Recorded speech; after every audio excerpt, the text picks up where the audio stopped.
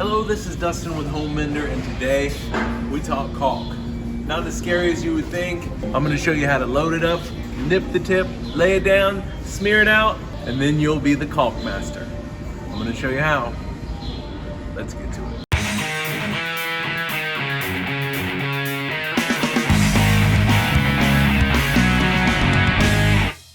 So when buying the caulk gun, you do not want to buy the cheapest one. This one here is $4.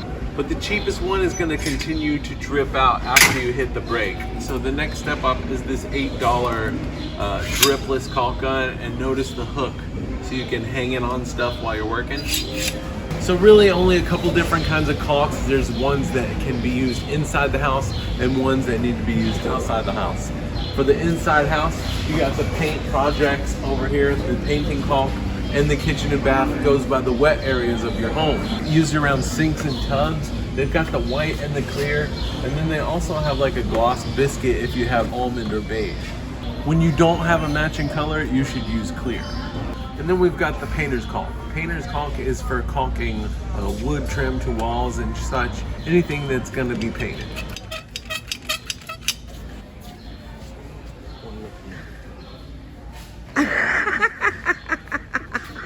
Now I'm no moil, but I know how to nip the tip. It's usually best done with a straight razor blade and a utility knife. Never cut it with the scissors, because then it leaves it with this football shaped head. Cut the tip, and now depending on where you cut the tip is how fat you want the bead. I like my bead to be tight, so I'm just going to nip the tip. Cut it at a 45-degree angle. Now I'm going to open my brake, press the brake here, open the gun, feed the bottom end, and then that slides in.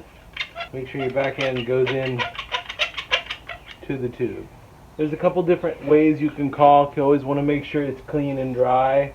But there is the tight bead. You just squeeze at a gentle pressure and then pull the board across. You hit the brake and the dripless will quit coming out.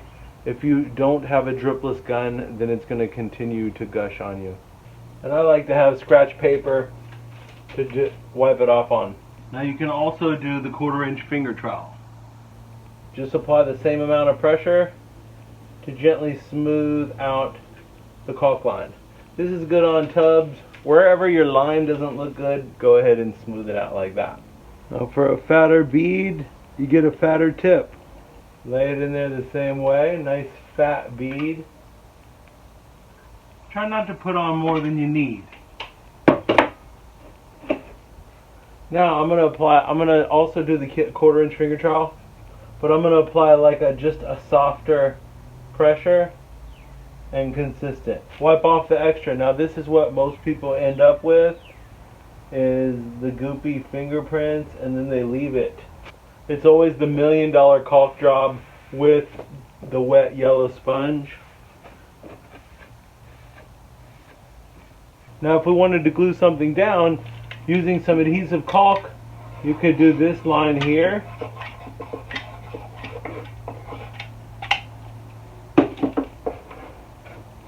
Glue it down like so. Let that stick.